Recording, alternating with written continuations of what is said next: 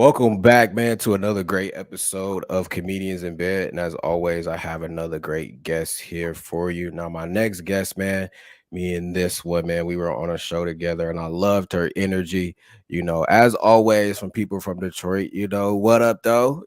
So I'm excited to have her on here today. The very funny, the very talented, the very beautiful DELO, everybody. Give it up for DELO. What up, guys? What's going on? Nothing much. Just back out here on the West Coast in these LA streets trying to survive. How are Yeah, you? I'm pretty good, man. We were talking before we got started about, going back home to Detroit. How was your trip? Fun. Very lit. I actually had to cut it short. I was supposed to come back yesterday, but I ended up coming back a few days before that because it was too much. I was turning. I was like, oh, hell no. I got to go back somewhere, I'm in my professional bag and I'm getting back to my healthy eating. So excuse me if you me munching on some grapes. I had a busy morning, so I didn't get to, chance to eat. So Do got a your little thing. fruit Do over your here. thing. But it was fun nonetheless. Detroit's always a good time. Yeah, man. Last time I went to Detroit, I went to this club called Spotlight. Where they just play like house music. I know I love Spotlight. Spotlight. Spotlight is fun, man. It's a Very good lit. time. Mm-hmm. It's a Lots very, of very good time. cocaine in there. Mm-hmm. Yeah. Yeah. Lots of When I was in there, I think they had a year being, I guess, open or whatever. So they had like a live like New Orleans type band coming there type style. That was fun. Yeah. Yeah, Spotlight is good. The only thing about Spotlight is your car might get broken into at the end of the night. Really? Okay. When you hear the word Spotlight, when you hear the club Spotlight, it's known. It's like your car might get broken into, but you gonna have a good time. So That makes a lot of sense because gotta there's balance really it nowhere out. to park. Yeah, no, and it's a risk. Like it looks like an alley. Like where you park at, it looks Yeah. actually very crazy. So yeah, but the last time that I went to Spotlight, I was on some drugs. So I was up, so I didn't care. It didn't happen to me, but I just remember being very fun up there. So, Yeah, man. We was messed up too. very Yeah, fun. that was a fun night. It felt like a movie for sure. Yep, for For sure. sure. Mhm. For sure. Nah, man. Growing up in Detroit, what is that like? I've been there a few times. I love Detroit. It's always a good time. What is like growing up in Detroit like? Ooh, fun. I was actually just talking to my partner about that. Just being back home and being around so much blackness, it's a huge adjustment being on the West Coast. Because there's, certain hubs of black culture, but like from where I'm from, that's all I saw. It's almost like, oh, if you see a white person, it's like, wow, they're white. I literally went to school, kindergarten to high school, which is predominantly black people. So, growing up there, there's just this richness of culture. It's fun. Family and friends are in close proximity. Like I don't have to drive an hour just to get somewhere like you do in LA. So, growing up in Detroit, it's good. It teaches you how to be tough. Teaches you how to be a hustler, of course, and won't take no shit. Period. Like I've been fighting since I was a kid. So, but we real smart. Detroit people are very smart and witty and quick on their feet. So, it's good and it gives you this sense of you can survive anywhere. And that's the motto I take with me, especially being out here in LA. It's like, girl, if you can survive Detroit, you can survive here. I feel like everybody I meet from Detroit is just very, very chill and easy to get along with. We real Except chill. except my mom's ex-boyfriend. I didn't like that nigga. The men are a bit questionable, but the girls, we be chilling. Like we chill. I either hear we're super chill or I've heard that I'm aggressive. I'm like aggressive. I think it's just my language and how I talk, and I'm very forthcoming and very direct with people. And sometimes I'll hear people to walk on eggshells on things they say and their approach because it's like, oh, you don't know who's who. But me, I don't give a fuck. So that's just, where I'm from in my nature. It's like, hey, close my mouth, get fed. So I'm very direct with people. Hold on, I was writing down some questions Okay. So Detroit. What made you move out from Detroit to LA? Comedy and acting. I started doing comedy. I started producing my own shows. I just had my 7-year anniversary literally a week ago, 2 weeks ago. July 29th was my 7-year anniversary. Congratulations! Thank you, Tyrese. I'm cracking up. But yeah, I started producing my own shows there, and shit. After a few years, I'm like, well, hell, I done peaked here. You know, what else is there to do but go to Hollywood? So I Yeah. got my hair and shit took off. What let you know that you peaked?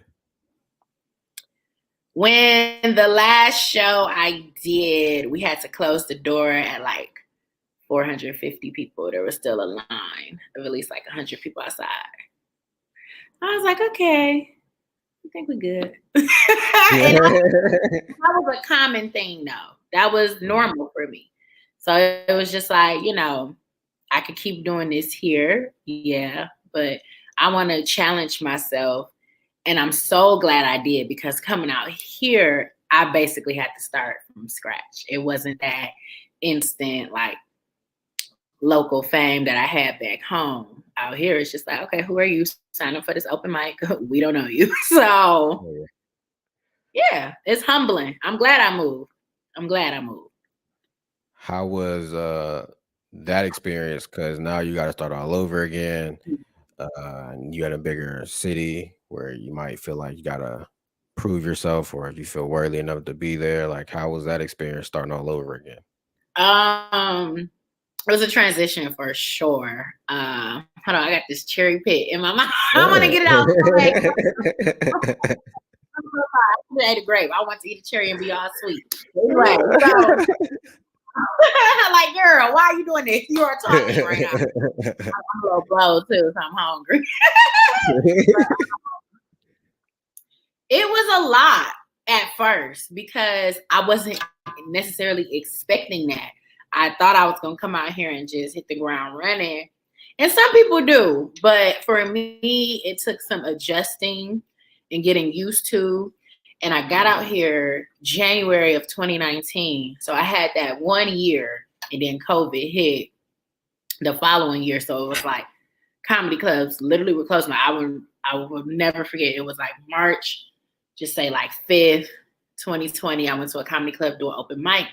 And it was like severely empty. And I remember I invited one of my friends, and he had on gloves. And I was like, what the fuck is wrong with you? And so he's like, the world is ending. And I'm like, I don't get it. So then, like, 3 days later, they shut the world down. So that was it. Like, not going back on a stage physically for over a year was crazy. Having to adjust to virtual shows was crazy too. But when the world started opening back up on a positive note, I was able to hit the ground running and start getting my name out there and learning that it's really about networking out here. You really got to go be at them clubs and hanging out and, bumping shoulders with the right people so that you can get on those shows and, build your name up out here. So it's been a roller coaster, but it's been good. It's been good. I love to hear it, man. Earlier this year in April, we were on a show together, and you were a host. You did a phenomenal job there. I enjoyed it, and that's why, we got you on the show. But our show was crazy because I thought, like, okay, first of all, so I've never been to that part of LA before. So like, I was coming from Santa Monica, and everything was all everything was all sunshine and everything. And I'm driving, all of a sudden I see these RVs just parked on the side. I'm like, what? Where am I at? Where are we? You there? You here? And the show was good. The show was good, man. But then, like, we had a comic who only had like 7 fingers, and I didn't know anything about it. So yeah, that was like, hold on, you just out here fingerless? Yeah, he fucked me up with them no fingers. But sure. Like when I come to LA and I do shows, man, some other dude when I was out there, like he did a whole set with like one of those like dental things in his mouth where his mouth was just like wide open and wide, and he just did the whole set like that. I'm like, man, you find when you come to LA or like you go to Chicago or New York, Yeah, you think like, okay, I'm gonna meet like the most professional people or whatever, but it's a y'all joke. crazy too. Like, Yeah, oh, believe me. My first time at the Comedy Store, I seen a guy in a chicken suit do an open mic. I was like, oh, this is LA comedy. I thought, oh, y'all crazy as hell.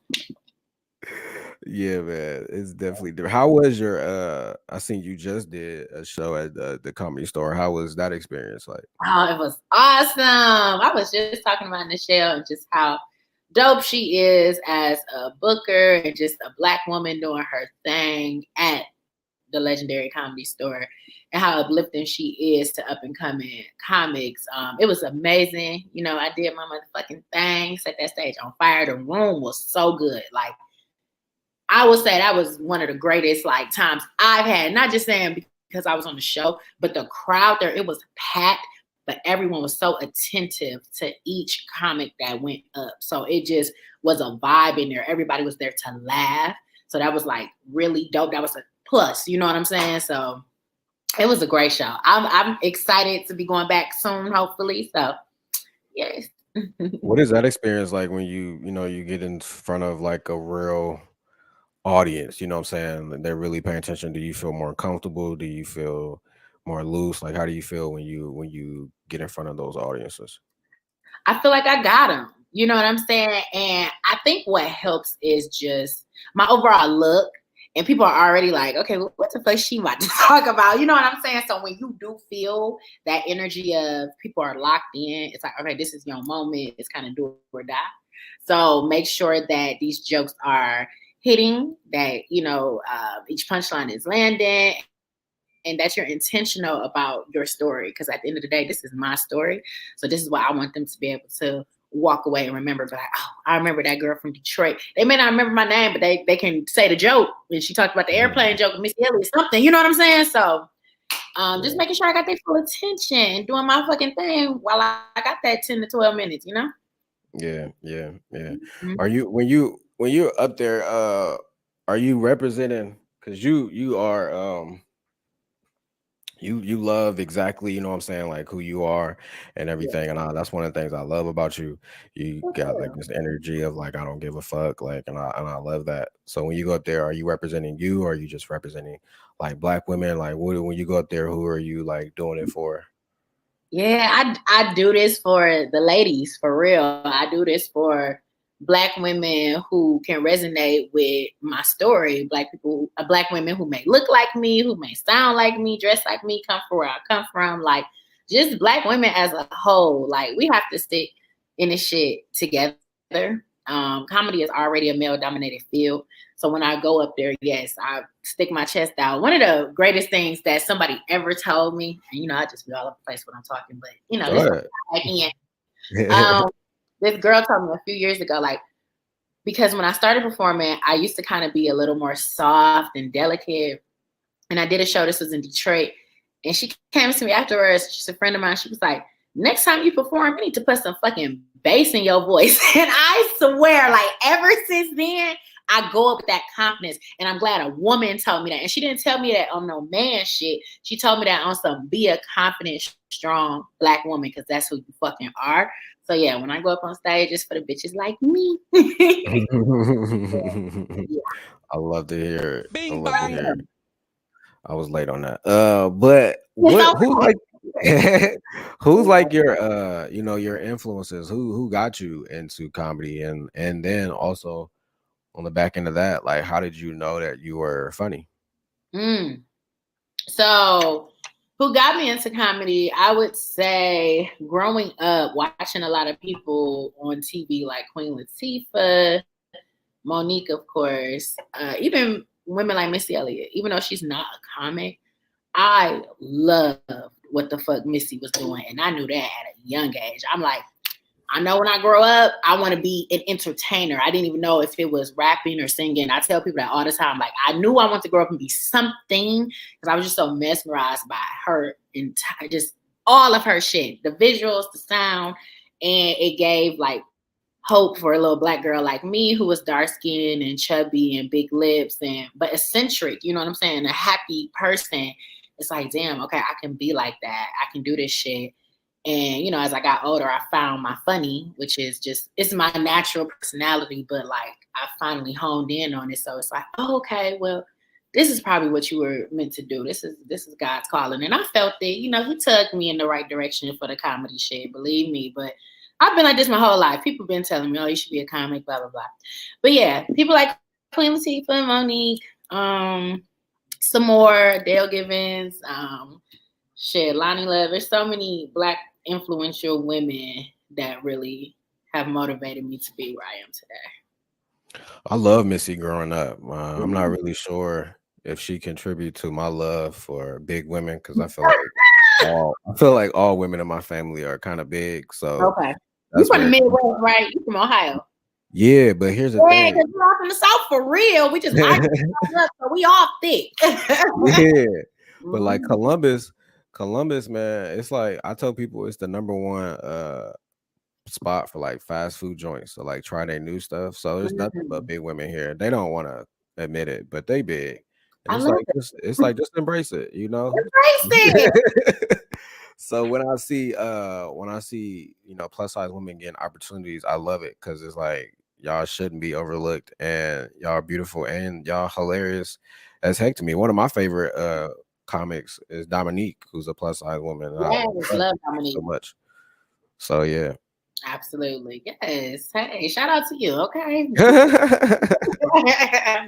Oh, yeah, that's what I was gonna bring. So why do you think plus size women and short men or tall skinny men, why do we always connect? Like what's the thing? Like, what is that about? I'm terrible because I'm actually a fatophobic person. I talk about fat crimes a lot. So I actually prefer being with like you said, skinnier, slimmer or shorter people because two fat people together, that's just a lot. Oh, opposites attract. Like, period. My partner, she is slim. Like, I can't do it. I've always dated some people, whether it's men or women. I gotta be the big one in this relationship. Like, it's not gonna work. It's not gonna work. It's not. What's the cutoff? Like just a little pudge or like a little? I could take a smidgeroo, but once it get too pudgy, you got the. How dare you be fat? Nope, don't do it. I'm fatophobic. It is so terrible. Oh my gosh, man, that's funny. You never really do see like two big people on Pornhub like getting it on. Oh man. I would skip that page. So I'm not even interested in that. That is funny. Hey, so there's this new show that I started watching. I told my mom to watch it and she's watching it now. It's on Tubi. It's called Hoochie Daddies. With the studs. Yes. I want to watch it. I'm gonna make my girlfriend watch. Please watch that show and let me know because that show is first of all, they're like making it on their cell phones, which is like so you can barely hear what they saying. But like it's hilarious. Like, I didn't even know studs call themselves Hoochie Daddy. So that's what like intrigued me about it. I was like, okay, I gotta see what this is about. And then I also didn't know that they be stripping like niggas. Yes. Now listen, studs will strip. I don't know where that came from, but ever since I've been in like the gay community growing up, because I'm bisexual, but like even in high school and college going to gay parties, studs was always the strippers. Man, I was like, what? This one stud was stripping. She was moving like a nigga. And I was like, so then she got all the way naked. And then she was like humping the ground and just was covering her little coochie. And I was just like, nigga, what? That's what they do. Yes. That's You what gotta they watch that show. I don't know how I got my do. mom watching that show, but that She's a show, lovely lady. I'm glad that your mother is open to content like that. man. God bless her for real. That is Cause hilarious. I'm gonna she watch be watching it though. She be watching it. They be having their little titties out, and then they have like little black tape over it and stuff, just walking around the house. I'm like, it. okay, Excuse me. And this is on TV. this on Tubi, yeah. But I like it because I'll be listening to the podcast, The Read, so they was talking about it, and I was like, all right, I'm gonna check it out. So I Yeah. started watching it, and like I love studs, man, because studs be thick, bruh. They Oh be thick. wow. They do be hiding lots of hips under those dicky pants. Yeah. They be walking around on that show butt naked, and I'll be like, man, bruh. That is hilarious. Would you date a stud?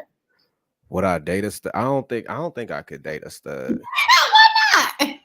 Because like just the way she dressed, I would probably talk to her like a nigga, and then like Your masculinity would be challenged. Is that what you're saying? I would talk to her like a nigga, and then I would forget. Like she not. No, you can't Not a talk to her nigga. like that. You know what I'm saying? Because I feel like even though they talk like some of them might talk rough and tough, they still women. Like they got feelings. Yes, you are still women. Well, I'm not sure. But, you And know, how do you like comfort your partner that's like a stud but like got emotions? Like I don't know. That is, you gotta say, bro, look, it's gonna be okay. like my nigga, I didn't mean to say it like that. You know, I meant to, My nigga you bitch. taking it out of context. My nigga bitch. Just lay it on it like that. That is an interesting dynamic and funny though. But yeah, studs be beautiful, bro. They just be trying to hide that shit, and I don't be liking that. They do. They do. I dated a thick stud before. I will say that. She definitely had a nice booty and hips. I'm like, you are mighty shapely. Okay, so if somebody got a better shape than you, just like how somebody, you don't want to date somebody bigger or big. So would you date somebody that got a better shape than you, or you like, nah, only I got the body over here? Well, see, okay, so for my women, like I only date studs. So you would never really know because they dress more masculine, Like my partner now, I always praise her body. Like I feel like you have the most beautiful body, but she's slim, but she has a really nice shape, and I don't have a problem with it. Like I told you, it's that pudge. Put that up. Mm-mm. Well, one of the things I do want to talk to you about is how you how you produce your all women shows, which I think is very dope. It looks very fun. Like talk about that a little bit. How did you get into that, and how did you build that up? Because you were doing big things in Detroit, with your shows. Now you're out in LA, and you got to get the word out, got to build your network up. How did you get that on and popping? Yes, it's so funny you're talking about that because last night was a really good night for us. We actually met up at the Ice House, which has just reopened in Pasadena. It's like the oldest comedy club. And we met with the GM, which is Penny, and she is like the first WNBA player to make a basketball shot, so she's a legend. She's the general manager there, and we met with her last night, and we are actually moving to the Ice House for our August show, so we are so excited about that. We will be announcing the show this week, and the lineup for that is going to be amazing. But the way I got into it is, like you said, I started producing shows in Detroit, so I wanted to come out here and do the same thing. But of course, you got to network, take some time.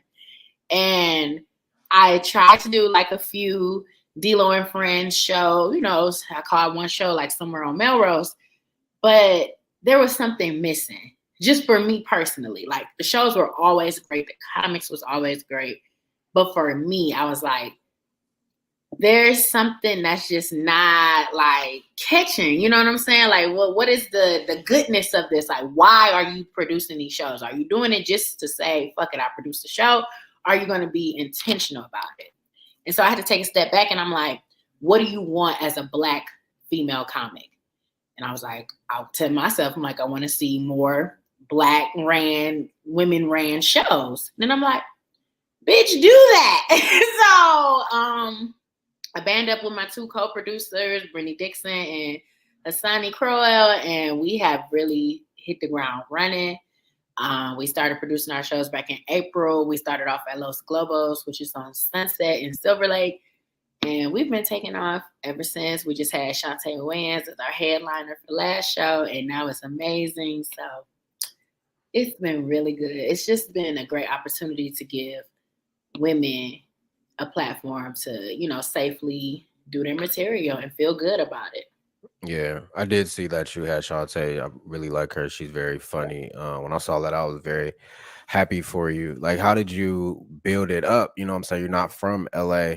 Was it by word of mouth? Were you like collecting emails? Was it just, the comics? Because they would bring, a big audience. When you hear an all women show, some people might not take it as serious, sad to say, but how did you like build it up from going from now you were at one venue to now you're at a historic comedy club? Yeah. Getting out here in these streets for real and talking about it, networking. We even went old school. We were printing flyers, like the club flyers, putting on people's cars. I was downtown LA with it, in Hollywood, putting those fucking flyers on people's cars, building an Instagram for it. We do have an email blast list. Like, we were definitely getting those emails. Okay. So just doing that and literally spreading the word. Whenever I'm out, I talk about it. I post about it whenever I can. And I also run the social media for the Ladies Love Comedy page. So I'm always, posting something on there and just letting people know it's a movement. It's produced by women, performed by women. So it's a safe space. And hell, we trying to definitely, no, I'm not going to say we trying. We are going to take this on tour very, very soon. I definitely believe in the movement because we're intentional with it and it's for a good cause. So. How did you book a big headliner like Shantae? Building a relationship with Shantae, honestly. So a few months ago, someone from her team reached out to me to be on her Not Your Average Charades show that she does online. And so it's crazy because the first time she hit me up, I couldn't do it. And I was bummed out. I was like, damn, like I had a really bad scheduling conflict. And so I was like, damn, I hope the opportunity comes around again. Cause I was sad I couldn't do it. So then she hit me up like a month later, like, hey, are you down to do it? I'm like, yeah. So we did that. It was so fucking funny. After that, I ended up inviting her to my podcast, which will be dropping in the fall. And she was so cool. Like, she came and did an episode, no problem, super sweet, like just a very humble person.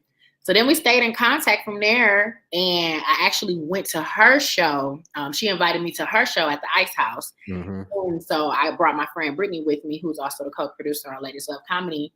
And so we're sitting in the audience, and she's like, she comes up to me at Ice House. She's like, you want to perform? And I'm like, yeah, like, you know what I'm saying? Like, I'm not going to say no, So, and I was so glad that I'm in a space where, yes, I have 10 minutes of some good shit that I can pull out on stage real quick for Shantae Wayans. So she gave me a guest spot at the Ice House. I got a standing ovation. I'm like, oh, bitch.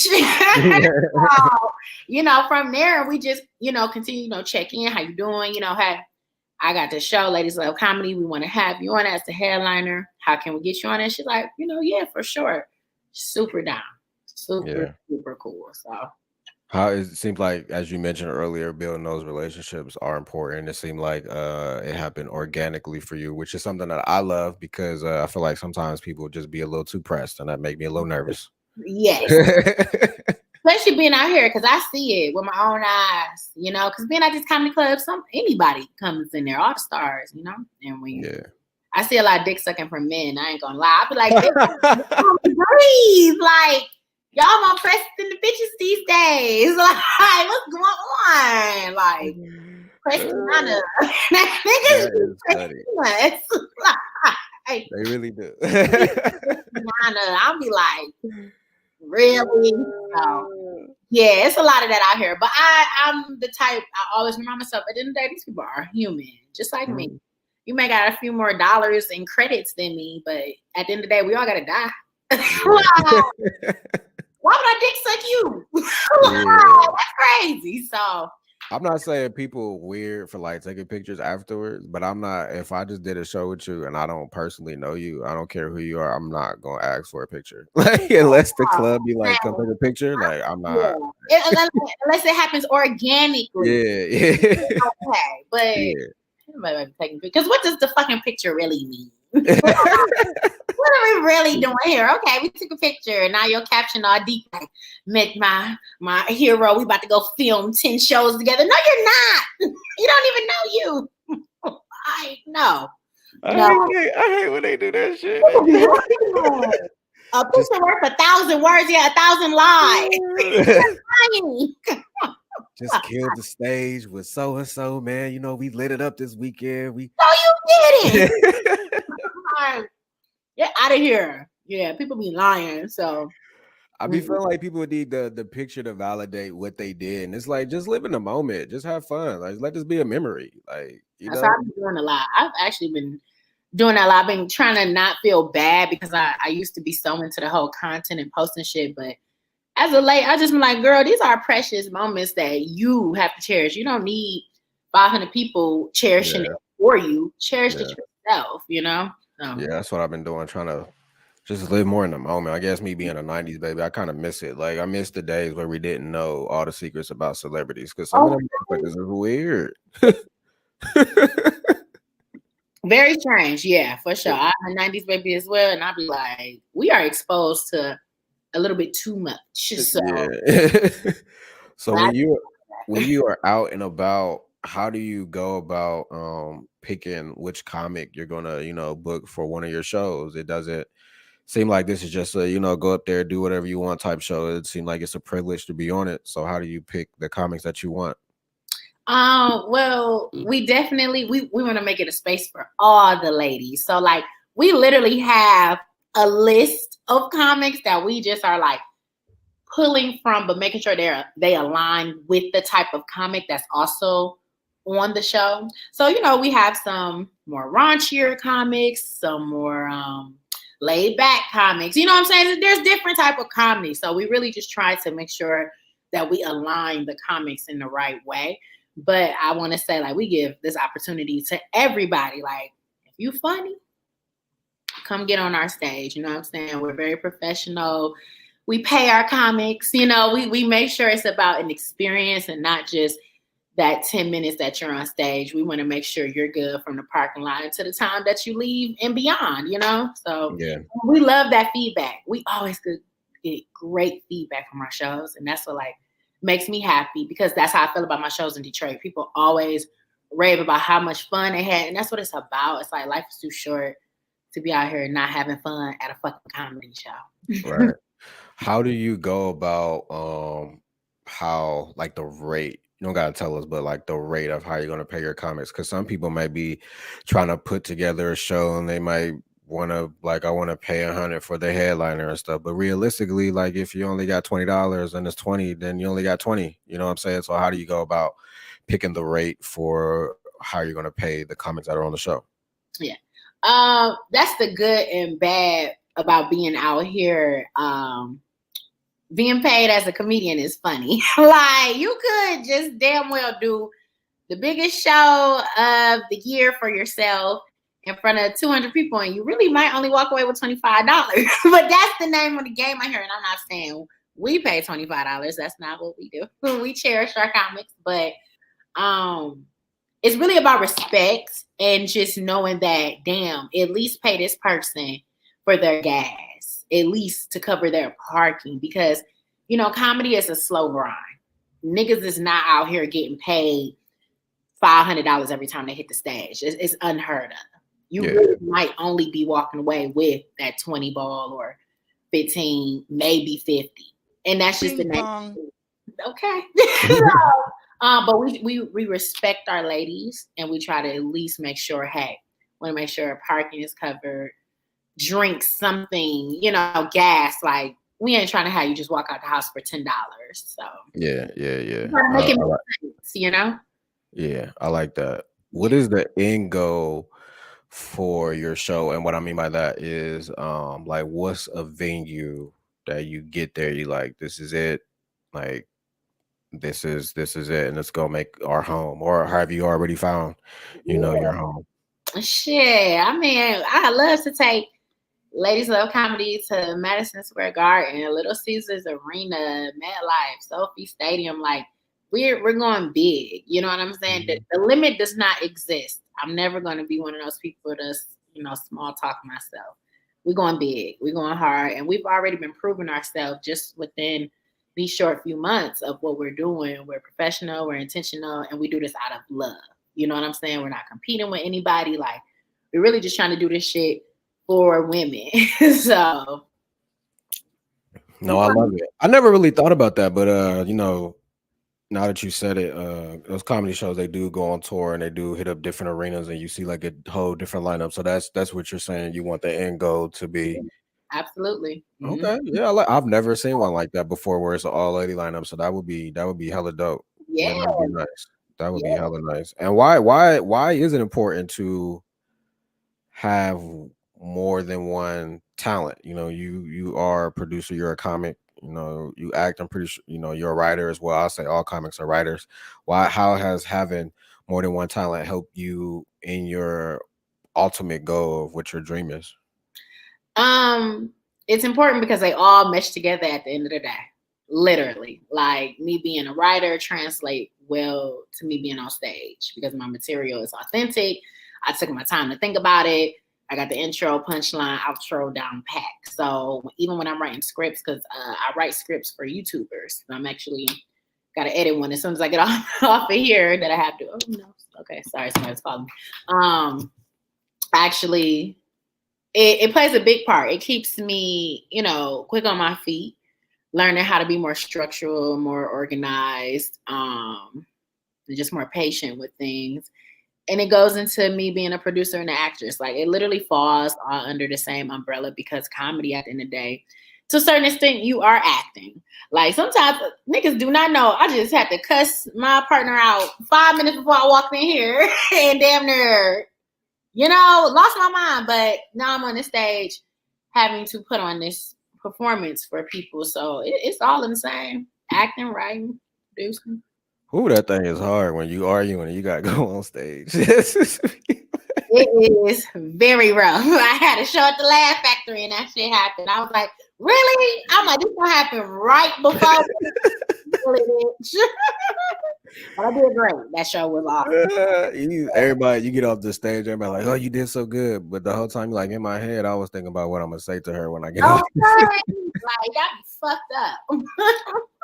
Oh yeah. So one of the things I was happy to see is that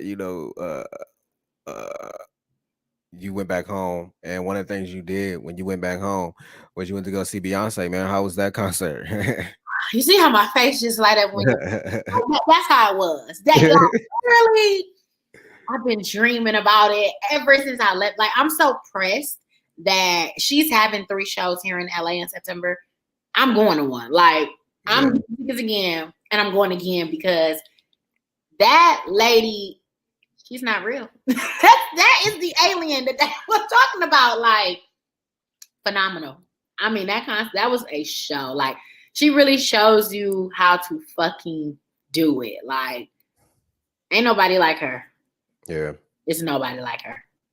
I'm not gonna lie. I don't know what year did Homecoming come out. 20. Like that was 19? right before. Yeah, that was 19, right? I've always was asking, like, man, when can Beyonce let us see how she worked? Because we know she be working, but we don't see it. So when I saw that documentary, I was like, well, nigga, you got some work to do. Yeah. I was like, if she could utilize her 24 hours well, nigga, you need to go through your schedule again and look. Absolutely. I'm definitely looking forward to whatever behind the scenes she got for this because this is outworldly. Like the visuals were insane. Like this is a concept. I'm gonna tell you something. I don't think I ever told anybody this. Like my first, I don't know what you would call it. Like I guess vision or whatever. I used to like because I love music. I used to go to sleep listening to old school music or whatever. And I had like this WWE ramp, like, and I would like write out a set list of like songs and have my CD player and play the song and like vision like what they were doing and like what the concert would look like and stuff like that. I still want to do that because I just love the creativity behind it. Yeah, hell yeah, that's good money too. Yeah, it's so much art behind it and stuff. Like how was her set and everything? I mean, we've only seen the pictures and stuff online, but like how was it? Insane. Never fucking thought about that, and I know that she played a huge part in it. But like her team, I mean, the visuals is really what got me going. Like, of course, her performance is fucking amazing, but the visuals is what keeps you just drawn in. You feel like you are in another world. Seriously, like no matter where you sitting at in the stadium, and I had some good seats. Like no matter where you at, you're gonna feel that, even if you are all the way up high. Like that lady really pulls you into her world, her Beyonce world, whatever you want to call it. Like, and whoever helped design it, insane. It's very Renaissance. It's very futuristic. It's very just the chromes, the metallics, like all the way down to the outfits. I'm like, this lady's sick. And then she performed in the pouring rain the other night. And it was pouring. I'm like, how? Then these little has-been ass people out here will cancel their show over a droplet of rain. Like nobody's doing it like Beyonce. Yeah. Nobody. So yeah, she's good. How does that motivate you as an artist to, step your game up? It step my game up. That's literally what it is. So when I left that concert, I say, step your cookies up before they crumble. Like that lady is so just impactful and just insightful and influential. Like that's why we do Ladies Love Comedy, and I know comedy and music, two different things, but it's like the intent behind it, giving people that vibe, giving people that experience, giving them something to walk away with that's memorable and that, that they're going to spread the good word about. So, yeah. Mm-hmm. Why not talk about it and not be about it? What was that? I've never used that one before. I was like, this is the perfect time. I'm cracking up. Well, yeah. DELO, who's on your Mount Rushmore for comedy? Oh, I get asked this all the time, and I feel like one day somebody gonna bring up all my interviews, and they be like, "This girl never remember." Like she lying. I'm looking at people, I'm like, well, I know I be saying Monique for sure. I love some more. I love Mike Epps, Kevin Hart. How many people on my Rushmore? 4, yeah. Oh, okay, there you go. 4. Hey, there it is. There it is. Okay, there you go. Oh, DELO, what words of like motivation can you give to like any comedian that's listening to this right now? Keep going. Like as cliche as that sound, you really got to keep going. And if you're in it for the right reasons, it's gonna work out for you. And if you're not, then you gonna have to go get the job, honey. Because that's just what it is. That's all I got for you.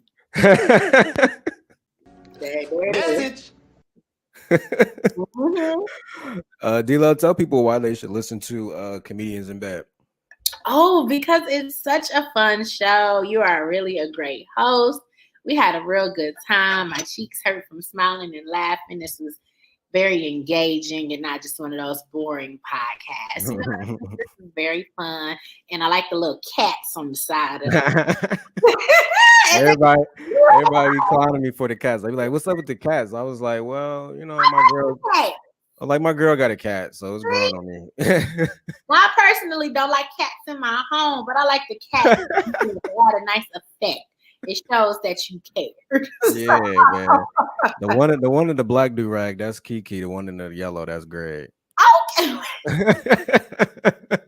Okay, Kiki and Greg. Nice to meet you. I love it. DELO, tell people where they can reach you at. They can follow me on Keep It on the DELO on Instagram. That's Keep It on the DELO. Also follow me on Ladies Love Comedy because our page is growing and flowing. We almost at 200 followers. So, we growing. We're going to be at 1,000 by the end of this year. Period. Bing bang. And if you want to catch next week's episode, we record live every Tuesday at 11 a.m. Eastern Standard Time, 8 a.m. Pacific Time. Or follow us. If you miss it, you can catch us wherever you listen to podcasts, streaming wherever you listen. And then be sure to follow us on IG at Comedians in Bed Podcast. Greatly appreciate it. Man, DELO, we appreciate you as always, giving that Detroit good energy. We appreciate it. Make sure you go follow her on everything socials. And yeah, follow her now because she's gonna be blowing up real soon, everybody. Woo-hoo, thank you. It was a fun time. I appreciate Fun time. you.